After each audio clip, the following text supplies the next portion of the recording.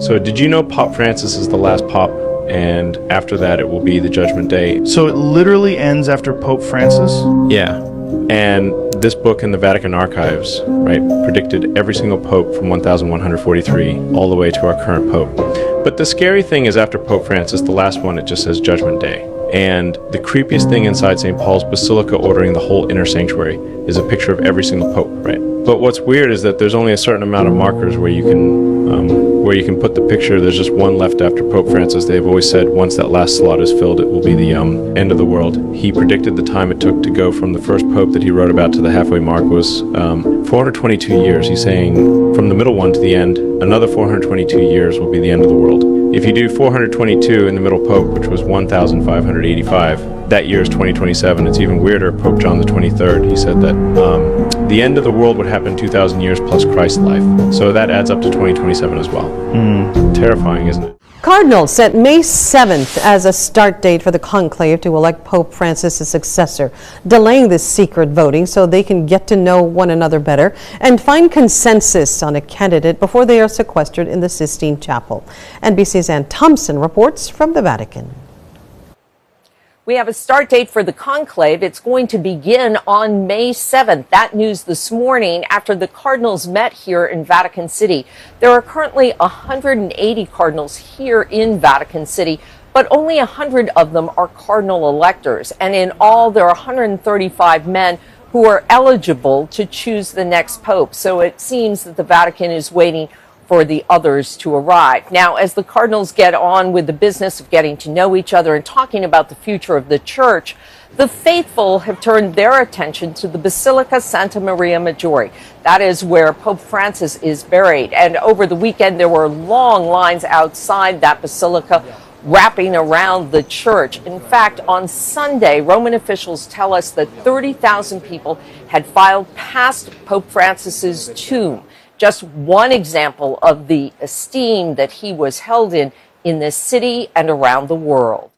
All right, so we all know that Pope Francis has died, and there are several cardinals who could be picked for the position. In my previous video, I talked about the prophecy of the popes, where St. Archbishop Malachi had 112 short cryptic phrases in Latin which predicted the future of the popes. And all descriptions were pretty accurate. The last pope, he stated, would be Peter the Roman. And this person would lead us into tribulation. And on the list of the candidates for the new pope position is Peter Turkson. This man right here. Get this, he was the president of the Pontifical Council for Justice and Peace. And he was born in the year 1948. The same year Israel became a nation. His birthday was on October the 11th. And did you know that the day he was born, the Apollo 7 rocket was launched? Just thought that was interesting. He's a Ghanaian prelate and is emerging as a leading candidate to become the first black pope. He's also known for advocating social justice and opposing anti-LGBTQ plus policies. Now let's get back to this. Peter the Roman. Turkson was born in Rome to African parents. Not only that, but Nostradamus had a prophecy of the end times with the Black Pope. This states another interpretation comes from the prophecies of Nostradamus, who supposedly predicted the arrival of a Black Pope following the death of an elderly pontiff. For some, this could refer to the election of an African cardinal as the next pope. And get this, currently there are 33 African cardinals eligible to vote in a future conclave. Many believe that the Pope from the prophecy of the popes, the last one, will bring on the Antichrist and help him come to power. The Vatican is supposed to pick their next pope in the next 15 days, so we shall see. But if that man gets it, I'm going to be watching him closely. The conclave process starts 15 to 20 days after the death of the Pope. The Catholic cardinals are sequestered in the Sistine Chapel, and they are forbidden from speaking to anyone outside of that whole process. Rounds of voting continue until one candidate receives a 2/3 supermajority. This whole process can take several days, and the crowd waiting outside the Vatican is notified a pope has been elected when the chimney above the Sistine Chapel billows out white smoke. As Catholic cardinals flock to Vatican City for the funeral of Pope Francis, they're also gathering for discussions on who will succeed him in a secretive behind-closed-doors process known as the conclave. And they'll be locked in together, and they'll have rounds of voting until they select the next pope. Francis represented a more progressive approach for the church. The first pope from the Americas, he put an emphasis on making it more accessible and welcoming to regular people. It wasn't just about beliefs, but it was primarily about moving out into the world and serving people.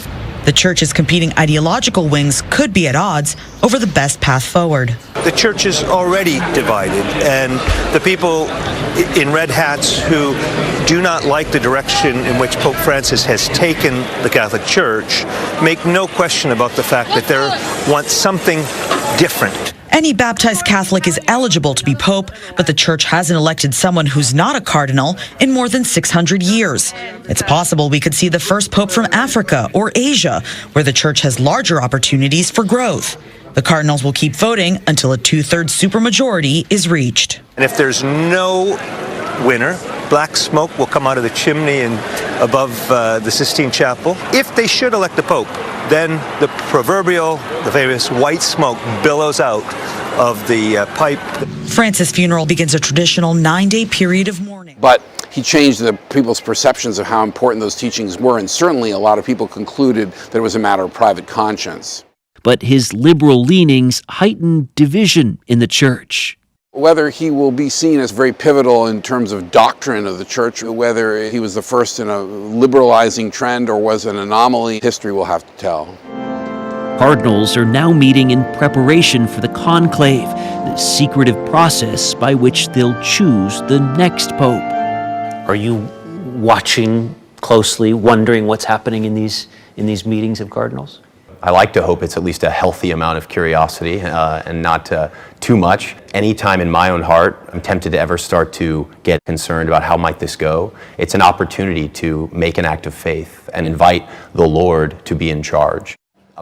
At the Pontifical North American College, seminarians Robert Williams and Dominique Walters told us it's a, quote, beautiful testament to the Church that there's so much interest in its historic traditions, notably the conclave and the film that dramatized it. Is what's about to take place anything like what we saw in the conclave, the movie? Yeah. See the church as being really shaped by the politics of the day. The movie has certainly gotten a lot of people interested in a papal election, but I think the truth is somehow much simpler and also so much more complex, because the church isn't just a human institution. Catholics believe there is a divine component to this process, and cardinals will soon gather in the Sistine Chapel to select the next pope. About 4/5 of these princes of the church who will be voting were appointed by Francis, and they'll weigh whether to cement or chip away at his legacy.